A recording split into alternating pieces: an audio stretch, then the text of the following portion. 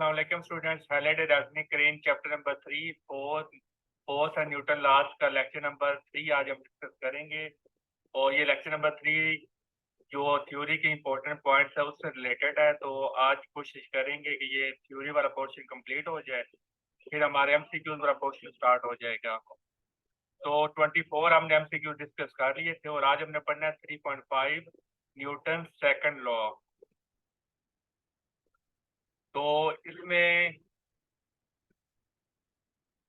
कोई बता सकता है कि ये फोर्स कौन सी फोर्स है और एक्सेलरेशन कौन सा एक्सेलरेशन है? F is equal to M A में फोर्स कौन सी फोर्स है और ए कौन सा ए है?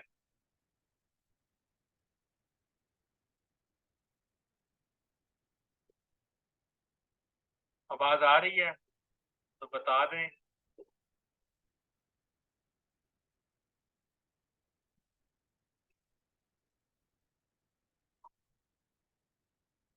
F is equal to M A में जो है ये F है, ये फोर्स है, ये कौन सी फोर्स है और ये एक्सेलरेशन कौन सा एक्सेलरेशन है?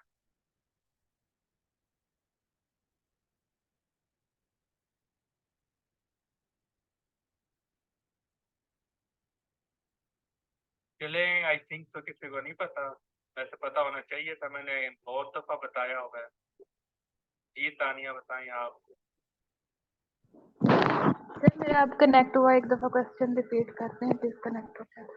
न्यूटन सेकंड लॉ ये जो है F is equal to M A, इसमें ये जो फोर्स है ये कौन सी फोर्स है और ये जो ए है एक्सेलरेशन, ये कौन सा एक्सेलरेशन है? सेट फोर्स है और इसको अनबैलेंस फोर्स भी कहते हैं। फोर्स हमारे पास अप्लाइड फोर्स होगी और एक्सेलरेशन उस फोर्स की वजह से जो एक्सेलरेशन प्रोड्यूस हो रहा है वो शायद ये हमारे पास टोटल फोर्स होती है, नेट फोर्स होती है, सिंपल फोर्स नहीं होती बल्कि नेट फोर्स होती है। तो फिर जब फोर्स नेट है तो फिर जो एक्सेलरेशन है वो भी क्या है? वो भी नेट एक्सेलरेशन है। ये एक क्वेश्चन हो गया। दूसरा क्वेश्चन, ये जो एक्सेलरेशन ये कौन सा एक्सेलरेशन है?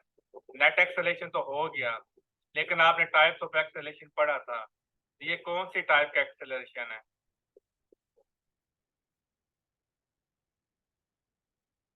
F is equal to M A में जो एक्सेलरेशन है ये कौन सी टाइप का एक्सेलरेशन है?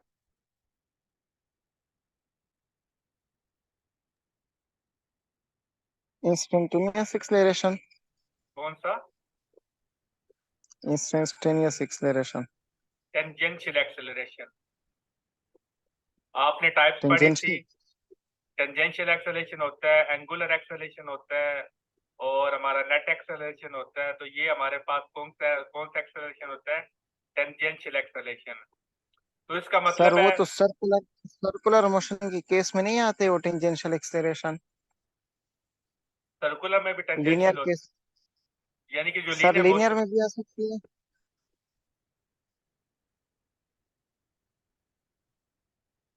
सर्कुलर मोशन में दो तरह की मोशन होती है। एक यस पार्टी सर। क्या कर रही है, फॉरवर्ड भी जा रही है यानी और सर्कुलर पाथ में भी जा रही है, इसलिए उसके पास दो तरह के एक्सेलरेशन यहाँ पर आप लेते हैं। एक सेंट्रीपिटल हो गया जो सर्कुलर मोशन की वजह से आ गया, दूसरा वो स्ट्रेट भी जा रही होती है, तो उस वजह से हम कहते हैं कि इसके पास वो टेंजेंशियल एक्सेलरेशन भी आता है जब उसकी स्पीड चेंज होती है। तो यानी कि जो टेंजेंशियल एक्सेलरेशन होता है ये लीनियर मोशन को रिप्रेजेंट करता है। क्योंकि सर्कुलर मोशन में भी लीनियर मोशन हो रही होती है, इसलिए तो यहाँ पर भी तो वैसे तो यहाँ पर चूंकि सर्कुलर मोशन में लीनियर मोशन हो रही है तो यहाँ पर हमने टेंजेंशियल एक्सेलरेशन बताया, तो यहाँ पर तो प्योरली थी वो लीनियर मोशन हो रही है, तो फिर ज़ाहिर है यहाँ पर तो एक्सेलरेशन आना ही आना है। तो आप जो भी एक्सेलरेशन की डेफिनेशन पढ़ते हैं ना, सर मैं लीनियर केस की बात कर रहा हूँ, सर्कुलर की नहीं। सर्कुलर में तो आ सकते हैं लेकिन लीनियर में भी टेंजेंशियल एक्सेलरेशन आ सकता है। वही मैं आपको बता रहा हूँ कि जब सर्कुलर में लीनियर मोशन हो रही है तो वहां पर आ रहा है। सर या सर्कुलर की बात नहीं कर रहा हूँ, सर्कुलर पूरी में तो आ बात तो सकते सुन हैं। लें, पूरी बात तो सुन लें। जी सर। जब सर्कुलर मोशन में लीनियर मोशन हो रही है तो ये लीनियर एक्सेलरेशन यानी कि टेंजेंशियल एक्सेलरेशन आता है। यहाँ पर तो प्योरली लीनियर मोशन है तो यहाँ पर नहीं आएगा, यहाँ पर आता है। और जो आप एक्सेलरेशन की बात करती हैं ना कि it is the rate of change of acceleration, ये बचपन से आप 9th क्लास में जो डेफिनेशन और पढ़ती हैं। वैसे टेंजेंशियल एक्सेलरेशन की हम डिफिनीशन किस तरह करते हैं? पहली बात है कि आप ना पूरी बात सुन लिया करें, फिर बाद में क्वेश्चन पुट किया करें, फिर डिस्टर्बेंस होती है। तो देखिए, जो आप सिंपल एक्सेलरेशन आप जो डिफाइन करते हैं 9th क्लास की बुक से कि rate of change of velocity is called acceleration, तो वो जो डेफिनेशन आपने 9th क्लास से आपने पढ़ी होती है कि it is the rate of change of velocity, वो जो एक्सेलरेशन आप डिफाइन करती हैं या बचपन से पढ़ती हैं, वो इन रियलिटी कौन सा एक्सेलरेशन होता है? वो टेंजेंशियल एक्सेलरेशन ही होता है। जो फार्मूला पढ़ती हैं v/d वाला, ये जो एक्सेलरेशन होता है, ये रियलिटी कौन सा होता है? टेंजेंशियल एक्सेलरेशन होता है, और ये टेंजेंशियल वेलोसिटी होती है। तो इसमें जो टी हम वैसे नॉर्मली लिखते नहीं है, और इसको हम सिंपल सा ए लिख देते हैं, लेकिन आपको ये अंडरस्टूड होना चाहिए कि इसके सबस्क्रिप्ट में टी भी आता है, और ये इन रियलिटी कौन सा एक्सेलरेशन होता है? टेंजेंशियल एक्सेलरेशन होता है। आयशा, आप क्या पूछ रही हैं? टाइम ही होता है। हाँ जी तानिया, टेंजेंशियल एक्सेलरेशन या लीनियर एक्सेलरेशन, ये जस्ट इंग्लिश के वर्ड्स हैं, सिनोनिम्स हैं, तो ये दोनों का मतलब सेम है। आप इसको लीनियर एक्सेलरेशन भी बोल सकते हैं, आप उसको टेंजेंशियल एक्सेलरेशन भी बोल सकते हैं।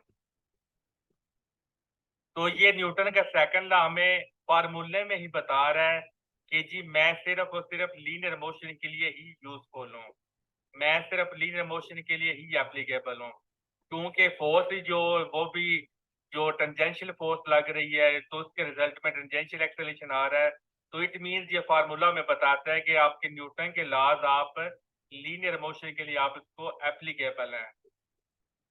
अगर आपने इसको सर्कुलर मोशन में आप इसको अप्लाई करना है, तो वहां पर फिर आपको स्पीड ऑफ फोर्स का कंसेप्ट यूज करके फिर वहां पर आप न्यूटन लॉज को अप्लाई कर सकते हैं। Without using speed of force concept आप न्यूटन लॉज को सर्कुलर मोशन में आप अप्लाई नहीं कर सकते। तो न्यूटन के लॉज बेसिकली किसके लिए एप्लीकेबल हैं? लीनियर मोशन के लिए एप्लीकेबल हैं। यहाँ तक क्लियर है सबको? नेट जी सर। फोर्स, नेट फोर्स हमारी टोटल फोर्स का है, अब इसको कह लें तानिया। क्या अब देखिए, आप एक बॉडी है ना, ये बुक है, तो ये बुक पड़ी हुई है, तो एक इस पर ग्रेविटेशनल फोर्स मेज पे पड़ी हुई है, तो एक इस पर जो ग्रेविटेशनल फोर्स एक्ट कर रही है डाउनवर्ड नंबर 1, फिर इस पर अपवर्ड नॉर्मल फोर्स एक्ट करती है, फिर इस पर फ्रिक्शनल फोर्स भी एक्ट कर रही है अगर आप उसको मूव करवाती हैं। रेस्ट में तो फिर जाहिर है कि वो जब आप मूव करवाएंगे फिर वो एक्टिव होगी, मूव करवाने की कोशिश करती हैं तब पर। तो अब यहाँ पर दो फोर्सेस एक्ट कर रही हैं, तो इन दोनों फोर्सेस का वेक्टर हम ले लें, तो वो हमारे पास जो फोर्स पे आती है उसको हम क्या बोलते हैं? उसको हम नेट फोर्स बोलते हैं। यानी कि किसी भी बॉडी पर सिंगल फोर्स जितनी भी फोर्सेस एक्ट करती हैं, तो उस टोटल आप उस फोर्सेस का ले लें, तो वो जो रिजल्ट आपको मिलता है उसको आप नेट फोर्स या टोटल फोर्स आप उसको नाम देते हैं। क्लियर है तानिया सर जी? सर अगर हम दीवार पे फोर्स लगाते हैं नेट फोर्स, तो वो तो इसमें तो एक्सेलरेशन प्रोड्यूस नहीं होती है। तो आपने फोर्स की डेफिनेशन पढ़ी है कि फोर्स क्या होती है? जो वेलोसिटी को चेंज करती है या चेंज करने की कोशिश करती है। जरूरी नहीं है कि सर जब आप फोर्स अप्लाई करते हैं तो तभी आपके जो वेलोसिटी चेंज होती है। जब आप फोर्स सर अप्लाई फोर्स कर डेफिनेशन ये भी है सर, ये भी है ना कि which tends to produce motion, tends का मतलब क्या होता है? जो कोशिश करते हैं ना, लेकिन तो ये भी कोशिश तो करता है। अभी मैंने क्या बोला?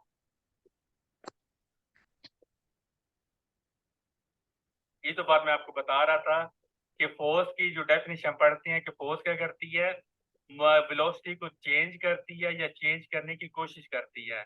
तो जरूरी नहीं है कि यस जब सर। आप फोर्स अप्लाई करती हैं तो वेलोसिटी चेंज हो, क्योंकि अब जाहिर है कि जिस पर आप फोर्स अप्लाई कर रही हैं, तो अगर वो मैसिव बॉडी है, तो जब वो मैसिव बॉडी होगी फिर जाहिर है कि उसकी रिक्वायरमेंट जो फोर्स की है वो ज्यादा है, और आप उसको डिमांड से जो जो उसकी रिक्वायरमेंट है उससे कम फोर्स दे रहे हैं। जब उसे कम फोर्स देंगे फिर जाहिर है उसमें मोशन सर क्रिएट नहीं लेकिन होगी। सर लेकिन फिर भी फोर्स तो एग्जर्ट होता है ना। हाँ जी, एक्सर्ट होता है। सर तो थोड़ा सा ही एक्सेलरेशन पैदा होना चाहिए था, लेकिन ये इस केस में तो एक्सेलरेशन पैदा ही नहीं होता है। मैंने अभी बार बार अपने को वर्ड यूज कर रहा हूँ कि फोर्स का डेफिनेशन जब आप पढ़ते हैं वहां पर ये नहीं लिखा होगा कि फोर्स हमेशा वेलोसिटी को चेंज करती है। वहां पर लिखा हुआ है कि फोर्स वो वेलोसिटी को चेंज करती है या चेंज करने की कोशिश करती है। तो जाहिर है कि जब आप उसको चेंज करने की कोशिश कर रही हैं, आप अपनी तरफ से वेलोसिटी चेंज करने की कोशिश कर रहे हैं, लेकिन वेलोसिटी चेंज नहीं हो रही। तो जब वेलोसिटी चेंज नहीं हो रही, फिर उससे एक्सेलरेशन प्रोड्यूस नहीं होगा, क्योंकि एक्सेलरेशन होता है rate of change of velocity. Velocity change होगी तो एक्सेलरेशन प्रोड्यूस होगा। और जो मैंने अभी आपको बताया कि जो रिक्वायरमेंट होती है, अगर आप उससे वो या उससे ज्यादा रिक्वायरमेंट में फोर्स देंगे तभी उसमें मोशन आएगी। तो जब आप उसकी रिक्वायरमेंट से वो आप उसको दे ही नहीं रहे, और फिर आप ये इमेजिन कर रहे कि जी मैं एक बहुत भारी पत्थर है, मैंने उसको जी थोड़ी सी फोर्स लगा दी और मैं उसको ये एक्सपेक्ट करूं कि इसमें एक्सेलरेशन प्रोड्यूस हो जाए, तो ये पॉसिबल नहीं है।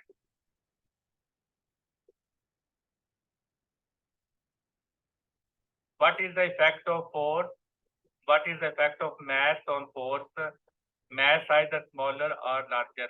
देखिए फजीला, जब आपने रिलेशनशिप देखना होता है ना, तो फिर आप क्या करती हैं? अब फॉर एग्जाम्पल आपने मैथ और फोर्स का रिलेशनशिप देखना है, तो फिर हमारे पास फॉर्मूला क्या बनता है? एफ ओवर ए आपका रिलेशनशिप बनता है, ठीक है। तो क्लासिकल मैकेनिक्स में चूंकि आप पढ़ रहे हैं, तो क्लासिकल मैकेनिक्स कहती है कि मैथ आपका कांस्टेंट होता है। कैसे कांस्टेंट होता है? क्योंकि अगर आप फोर्स को ज्यादा करती हैं, उससे ये कोरिस्पॉन्ड आपका जो एक्सेलरेशन है वो भी ज्यादा हो जाता है। तो जब फोर्स के अकॉर्डिंगली एक्सेलरेशन वो उसके मुताबिक ज्यादा होगा, फोर्स कम करेंगे तो उसके कोरिस्पॉन्डली एक्सेलरेशन भी कम हो जाएगा। तो ये जो रेशियो है ये कांस्टेंट रहेगी। तो यानी कि आप ये कह सकते हैं कि force is directly proportional is force is directly proportional to the acceleration.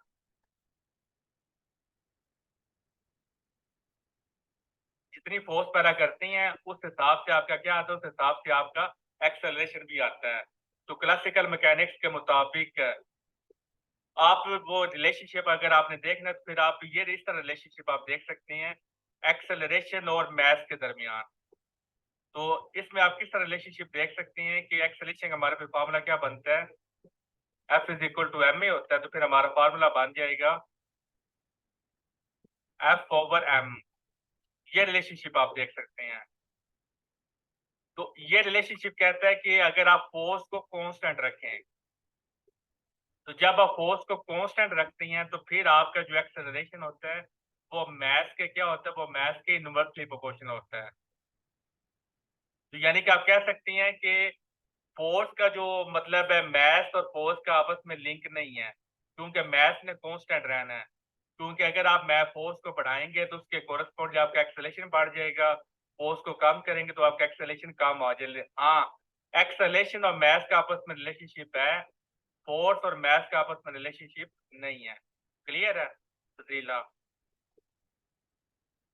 क्योंकि जब आप यहाँ पर फोर्स को आप कांस्टेंट रख सकते हैं, तो जब आप फोर्स को कांस्टेंट रखेंगे तो जितना मास ज्यादा होगा तो फिर आपका एक्सेलरेशन उतना कम आ जाएगा, जितना मास कम होगा तो उसमें एक्सेलरेशन की वैल्यू ज्यादा आएगी।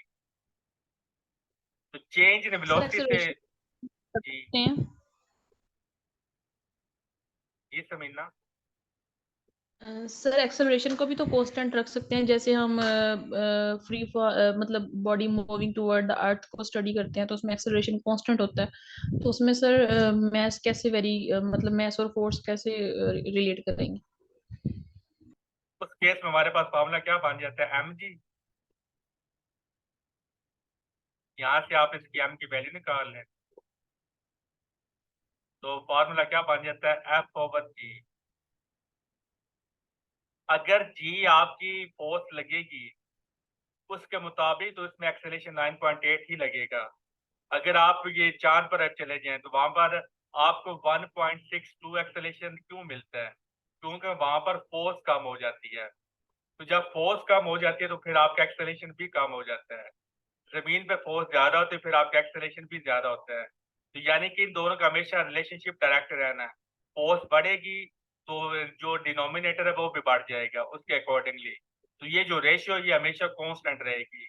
अगर आप जो जिस तरह कह रहे हैं कि फोर्स को कांस्टेंट रखा जाए तो फिर हमारा जो मैथ है वो तो वेरिएबल बन जाएगा। तो क्लासिकल मैकेनिक्स कहती है मैथ हमारा कांस्टेंट और फार्मूला प्रूव करता है। फार्मूला कहता है कि अगर आप जितनी फोर्स बढ़ाएंगे उसके मुताबिक एक्सेलेरेशन जो है वो बढ़ेगा। अब ये जरूरी नहीं है, आप ये ना कि आप फॉर एग्जाम्पल अगर ये समझे कि जी एक्सेलेरेशन तो 9.8 आ रहा है, तो अब ये भी तो देखिए ये 9.8 कैसे आया है। फोर्स लगेगी तो ये आएगा ना, इसके कोरेस्पोंडली फोर्स लगेगी तभी 9.8 आएगा। अगर फोर्स कम कर दी जाए तो ये 9 पॉइंट नहीं आता। क्लियर है समीना? जी सर। क्या एक्सेलेरेशन के लिए फोर्स की ही जरूरत होती है, या जब फोर्स नहीं होती तो एक्सेलेरेशन कैसे होगा? जमीला खान न्यूटन का सेकंड लॉ हमें कहते हैं कि अगर आपने एक्सेलेरेशन प्रोड्यूस करना है तो फोर्स रिक्वायर्ड है, फोर्स मस्ट है। फोर्स के बगैर आप एक्सेलेरेशन प्रोड्यूस नहीं कर सकते। न्यूटन का सेकंड लॉ हमें यही बताता है। फोर्स होगी तो एक्सेलेरेशन होगा, फोर्स नहीं होगी तो एक्सेलेरेशन नहीं होगा। इसकी मैं एग्जांपल देता हूँ कि जब बॉडी यूनिफॉर्म वेलोसिटी से जा रही होती है, यूनिफॉर्म वेलोसिटी कब आती है? जब आपकी नेट फोर्स जीरो होती है। क्योंकि अभी हमने फार्मूले में देखा कि हमारा जो फार्मूला है इसमें जो एफ है वो सिंपल फोर्स नहीं है बल्कि टोटल फोर्स होती है, नेट फोर्स होती है, रिजल्टेंट फोर्स होती है। तो जब आपकी नेट फोर्स जीरो हो जाती है तब बॉडी क्या करती है? यूनिफॉर्म वेलोसिटी से मूव करती है। यूनिफॉर्म वेलोसिटी से मूव करने का मतलब उसका एक्सेलरेशन जीरो होता है। तो जब फोर्स जीरो होगी तो एक्सेलरेशन भी जीरो हो जाएगा, फोर्स की वैल्यू होगी तो एक्सेलरेशन की वैल्यू भी होगी। क्लियर है जमीला? वेलोसिटी क्या है? चेंज इन डिस्प्लेसमेंट पर कैसे हुआ जब डिस्प्लेसमेंट ही नहीं हुआ? तो देखिए जब डिस्प्लेसमेंट होगा तभी वेलोसिटी आएगी जमीला। जब अगर डिस्प्लेसमेंट जीरो है तो वेलोसिटी जीरो होगी। ये तो हम कहते हैं ना कि स्पीड आपकी कभी भी जीरो नहीं हो सकती क्योंकि डिस्टेंस कभी भी जीरो नहीं होता। लेकिन जो वेलोसिटी है वो जीरो हो भी सकती है, नहीं भी हो सकती। अगर आप अपने घर से चले हैं और यूनिवर्सिटी गए हैं, वापस फिर आप अपने घर पे आ गए हैं, तो आपकी जो इनिशियल पोजीशन और फाइनल पोजीशन आपकी चूंकि घर है तो आपका जो डिस्प्लेसमेंट है वो जीरो होगा। तो फिर आपकी वेलोसिटी भी जीरो हो जाती है, लेकिन आपकी स्पीड जीरो नहीं होगी। क्यों? क्योंकि फॉर एग्जांपल अगर आपका घर से यूनिवर्सिटी का फासला 2 मीटर है, तो जब आप घर से यूनिवर्सिटी गए, यूनिवर्सिटी से वापस घर आए, तो आपने टोटल कितना डिस्टेंस ट्रेवल कर लिया? 4 मीटर। तो स्पीड आपकी जीरो नहीं है क्योंकि वहां पर आपको डिस्टेंस मिल रहा है। डिस्टेंस कभी भी जीरो नहीं हो सकता, लेकिन डिस्प्लेसमेंट जीरो हो सकता है। साथ आप बताते जाएं कि क्लियर है या नहीं है। Force is an agent which move a body which is at rest or tend to move it.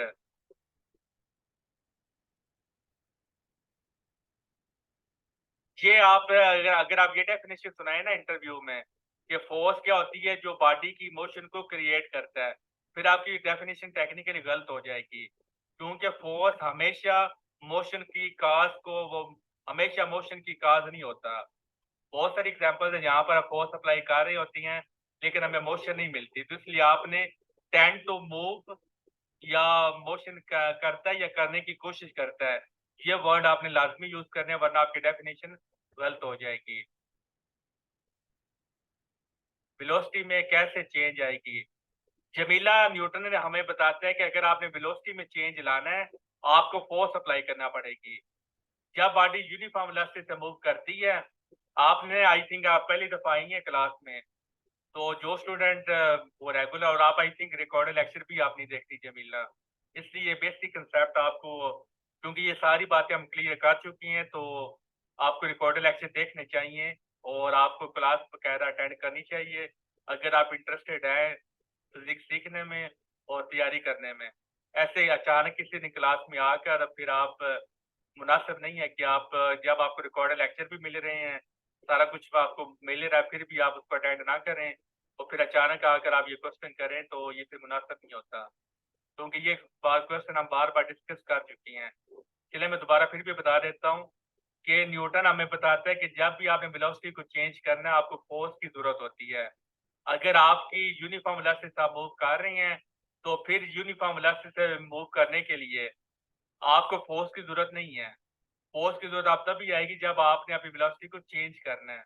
अगर आपको फोर्स नहीं मिलती, किसी ना किसी तरीके से आप यूनिफॉर्म वेलोसिटी में आ गई हैं, ठीक है, तो आप बड़े खुश हैं कि मैं यूनिफॉर्म वेलोसिटी में आ गया हूँ, अब मैं मूव करता रहूंगा। तो कुछ देर बाद एंजॉयमेंट के बाद आपका दिल करे कि यार आप बस मैं बोर हो गया हूँ, मुझे इससे जान छुड़वानी है। तो आप अपनी मर्जी से जान नहीं छुड़वा सकते जब आप यूनिफॉर्म वेलोसिटी में आ जाती हैं। जब आप यूनिफॉर्म वेलोसिटी में आ गए, तो तब आपको एक्सटर्नल फोर्स चाहिए होगी जो आपकी वेलोसिटी को चेंज कर सके, तब आप वो वेलोसिटी चेंज होगी। अदरवाइज आप सारी जिंदगी अगर उसमें फ्रिक्शन नहीं है, एयर रेजिस्टेंस नहीं है, तो आप क़यामत तक के लिए मूव करते रहेंगे।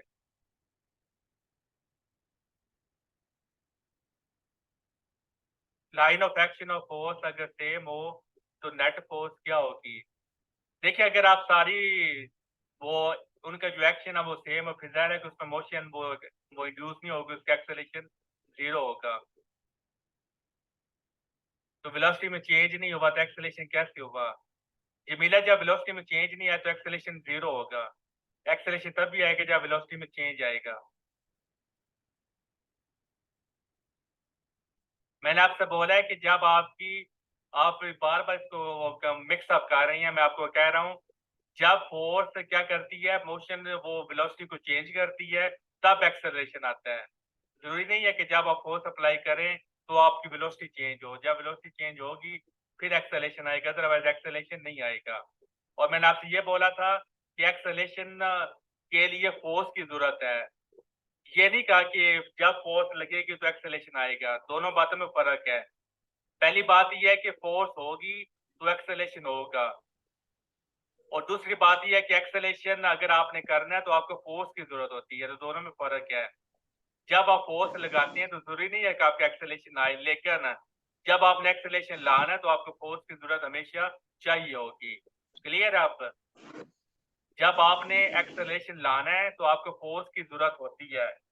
अगर आपके जी, जमीला बोलें।